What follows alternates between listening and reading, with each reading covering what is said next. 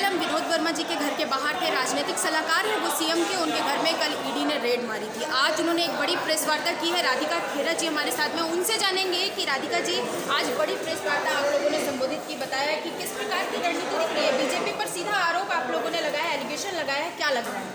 देखिए, पिछले 5 साल में श्री भूपेश बघेल जी ने किस तरीके से कांग्रेस का डेवलपमेंट मॉडल, जिसकी हम बात करते हैं, डेवलपमेंट, पीस की शांति बनी रहे प्रदेश में, किस तरीके से प्रदेश आगे बढ़े, उसको 5 साल में सिर्फ छत्तीसगढ़ नहीं पूरे देश के आगे प्रस्तुत किया है। जिस वजह से मोदी जी हों या शाह साहब, वो दोनों बहुत डर गए। मैं मानती हूँ एक डरपोक निराश हताश सरकार इतनी ज़्यादा डर गई है क्योंकि वो जानते हैं कि यहाँ पे छत्तीसगढ़ की जनता उनको जवाब दे रही है बार बार। क्योंकि छत्तीसगढ़ क्या, मैं मानती हूँ छत्तीसगढ़ क्या, पूरे देश की जनता विकास चाहती है, अपने बच्चों का अच्छा भविष्य चाहती है, महिलाएं विकास चाहती है, युवा चाहते हैं कि उनको रोज़गार मिले, बेरोजगारी ना हो, महंगाई कम हो, किसान खुशहाल है। ये चीज़ें उनको तकलीफ दे रही क्योंकि ये सब वो लोग हैं जिनको मोदी सरकार ने हमेशा परेशान किया है। किसान हमारे साल भर तक बैठे रहे 3 काले कानून के चलते।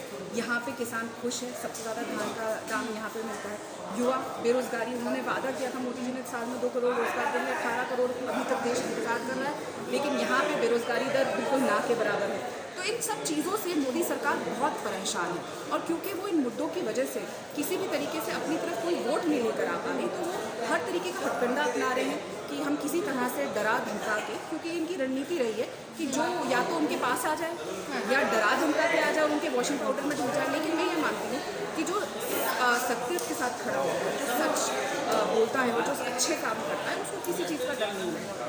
ना वो मोदी जी से डरेगा, ना शाह साहब से डरेगा, ना उनकी भेजी हुई इलेक्शन डिपार्टमेंट ईडी से। एक और बात सामने आ रही थी, जिस पत्रिका का आप लोग जिक्र कर रहे थे कि पत्रिका के माध्यम से जो कहानी है वो ईडी तक पहुंची है और उसी के माध्यम से ईडी जो है वो विनोद वर्मा जी के घर तक पहुंची। इसमें कितनी सच्चाई दिख रही है?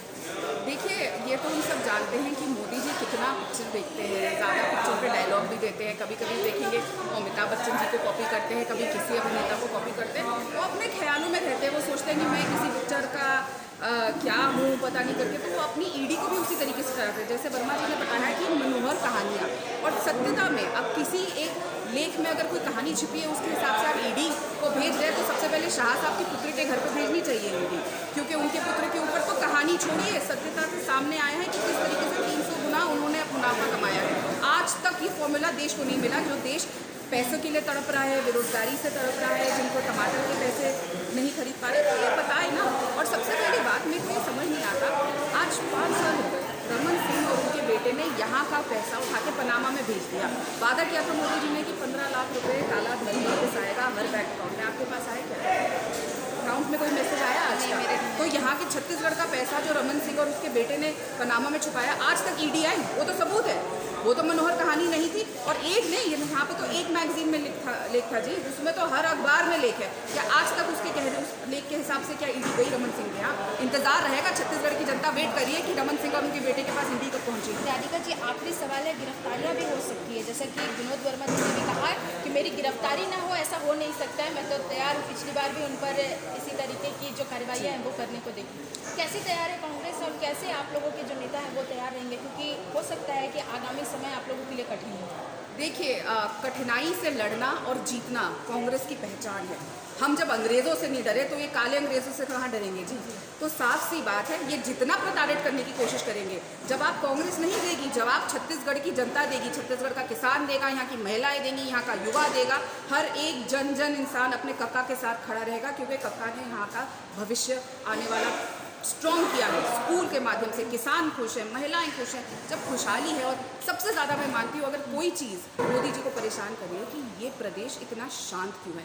आपको याद होगा कुछ महज 1.5-2 महीने पहले कर्नाटक में हमारे देश के गृह मंत्री ने जाके कहा था, अगर आप कांग्रेस को वोट देंगे तो यहाँ दंगे हो जाएंगे। लेकिन जला क्या? उनका शासित मणिपुर। जल क्या रहा है? उनका शासित हरियाणा, जिसने आज तक स्वतंत्रता के बाद कभी भी लड़ाई नहीं देखी।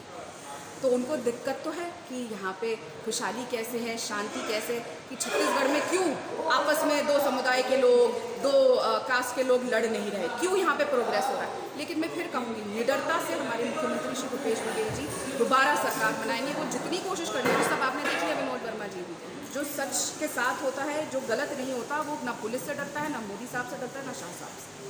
तो तो राधिका जी ने बताया कि जितनी भी कोशिश कर ले बीजेपी, लेकिन हम सत्य के साथ खड़े हैं। और यही बात विनोद वर्मा जी ने भी कही थी कि जो मेरे घर पर धूल है वो मेरे ही कदमों की है। अब देखना ये होगा कि आगामी समय में ईडी और क्या कार्यवाही करती है और कैसे कांग्रेस पार्टी के लोग इससे बच पाते हैं। निशा द्विवेदी, हिंदी खबर, रायपुर। कधी सीएम की पोस्ट